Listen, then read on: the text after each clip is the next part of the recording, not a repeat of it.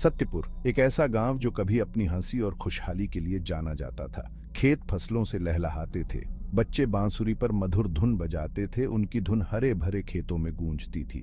लेकिन वो दिन गए, समय और डर ने उन्हें लील लिया। सत्यपुर पर एक साया पड़ गया था, पहाड़ी पर स्थित उस भव्य हवेली का साया। ये सूरज ढलते ही एक विशालकाय सिलहूट की तरह खड़ी होती, गांव के डर की याद दिलाती। वह हवेली जो कभी शान का प्रतीक थी, अब एक भूतिया खंडहर थी, उजाड़ और भयावह। गांव वाले रात में हवेली से आने वाली अजीब आवाजों के किस्से सुनाते थे, जंजीरों की झनकार, खून जमा देने वाली चीखें और भयानक हंसी। डर ने बच्चों की हंसी छीन ली थी। बांसुरी की उनकी धुन फुसफुसाहट में बदल गई थी।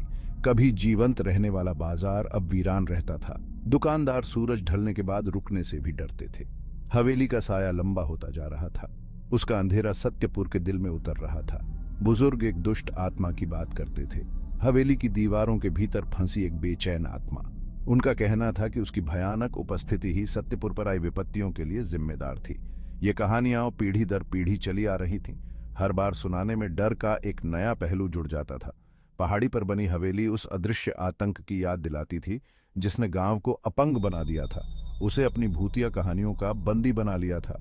और इस तरह सत्यपुर डर के चंगुल में रहा, उसकी जीवंत आत्मा हवेली की भूतिया उपस्थिति से कुंद होती गई। मैं हवेली में एक रात बिताऊंगा। मैं इस भूत का सामना करूंगा जो हमारे गांव को डराता है। नरेटर रवि अलग था।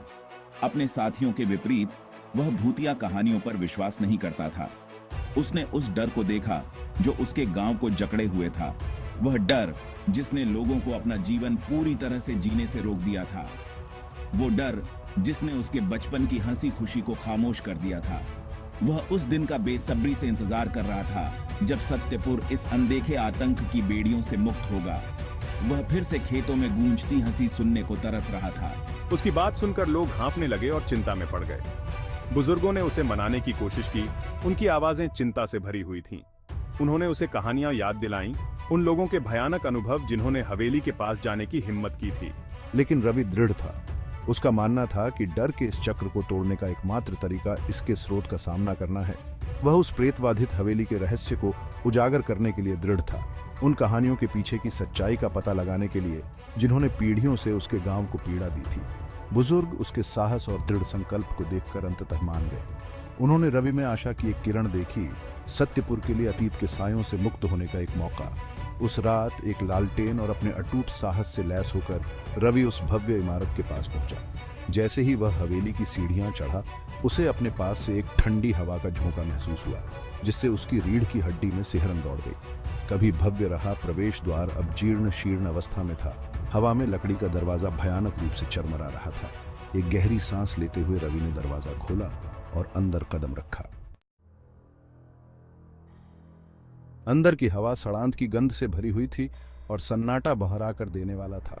उसकी लालटेन की मंद रोशनी दमनकारी अंधेरे को भेदने के लिए संघर्ष कर रही थी। धूल भरी दीवारों पर लंबी नाचती हुई परछाइयां पड़ रही थीं। जैसे जैसे मैं हवेली में आगे बढ़ता गया, मैंने इसकी पुरानी भव्यता के अवशेष देखे। धूल की चादरों से ढका हुआ अलंकृत फर्नीचर, दीवारों पर फीके पड़े चित्र और एक भव्य सीढ़ी जो अब हर कदम पर भयानक रूप से चरमरा रही थी। तभी अचानक सन्नाटे को चीरती हुई एक खून जमा देने वाली चीख गूंज उठी। रवि पीछे मुड़ा, उसका दिल जोरों से धड़क रहा था। लालटेन उसके कांपते हाथ में हिल गई, जिससे भयानक परछाइयां उसके चारों ओर नाचने लगी। उसने अपने कान फाड़े, गौर से किसी भी आवाज को सुनने की कोशिश की। एक बार फिर एक भयानक सन्नाटा छा गया, जो उसकी अपनी ही सांसों की आवाज से टूट रहा था। वह अपनी खोज में आगे बढ़ता रहा, उसकी इंद्रियां पूरी तरह से सतर्क थीं। टूटी खिड़कियों से आने वाली हवा का हर झोंका भूतिया फुसफुसाहट जैसा लग रहा था। फर्श के तख्तों की हर आवाज उसके पास आते कदमों जैसी लग रही थी। जैसे ही उसने एक दरवाजा खोला, हवा के एक झोंके ने उसे पटक दिया, जिससे वह अंधेरे में डूब गया। उसे घबराहट होने लगी। कहानियां, चेतावनियां सब एक साथ उसकी आंखों के सामने आ गईं। तभी उसने उसे फिर से सुना। दालान के अंत से एक धीमी दर्द भरी चीख गूंज रही थी। अपने डर को पल भर के लिए भूलकर रवि आवाज की ओर बढ़ गया। ये उसे गलियारे के अंत में एक कमरे में ले गया, जिसका दरवाजा थोड़ा खुला हुआ था। रोकी हुई सांसों के साथ उसने दरवाजा खोला और अंदर कदम रखा।